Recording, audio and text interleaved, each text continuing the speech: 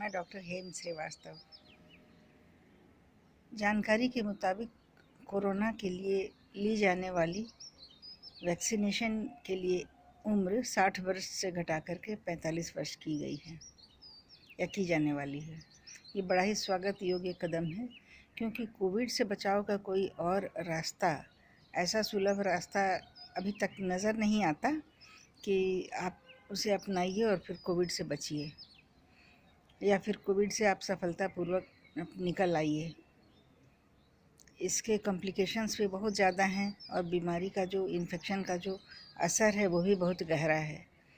तो अगर आप में रेजिस्टेंस और इम्यूनिटी काफ़ी है, पर्याप्त है, तो भी आपको कई झटकों के बाद आपको कोविड उबरने का मौका देता है। कुछ समय तक ये डिस्टर्ब कर देता है, इसमें कोई दो राय नहीं है। कई लोगों को कोविड होकर के खुद ब खुद ठीक भी होता सुना गया है। फिर भी परेशानियां उतनी ही रहती हैं, परेशानियां उसमें आती ही हैं और खुद ब खुद ठीक हो जाने का मतलब है कि लोग परेशानियों उससे जो भी इफ़ेक्ट्स आते हैं उसको बहुत साधारण ढंग से उसको निपटा लेते हैं।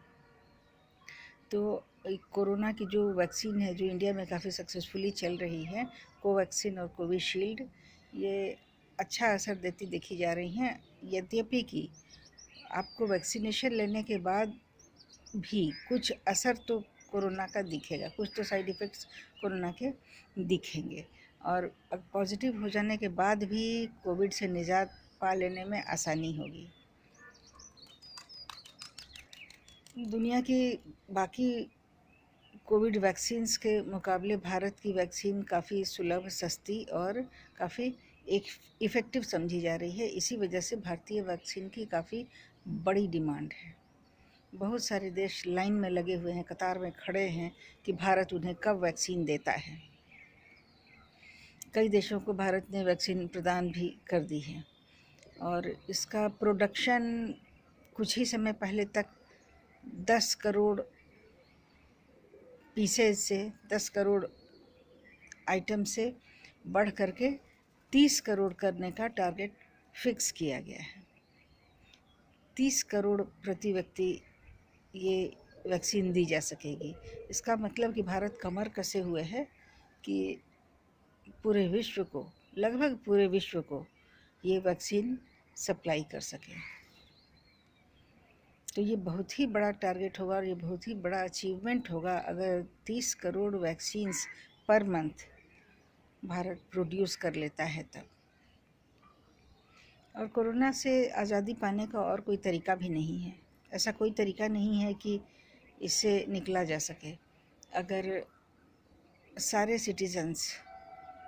सिटीज़न अगर कोरोना की वैक्सीन से सुरक्षित हो जाते हैं, वैक्सीन लेकर के अपने आप को सुरक्षित कर लेते हैं, तभी समझिए कि कोरोना का कोई स्थायी हल निकलेगा।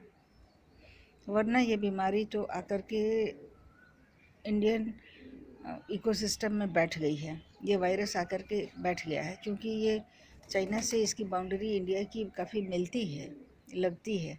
और ये अगर चाइना की वुहान से चला, चाइना से ही चला है, तो इंडिया तक पहुंचना इसके लिए कोई कठिन नहीं है।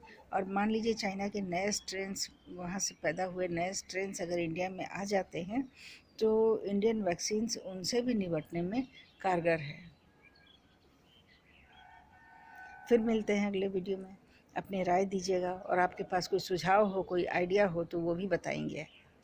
हमें स्वागत करना है आपके विचारों का।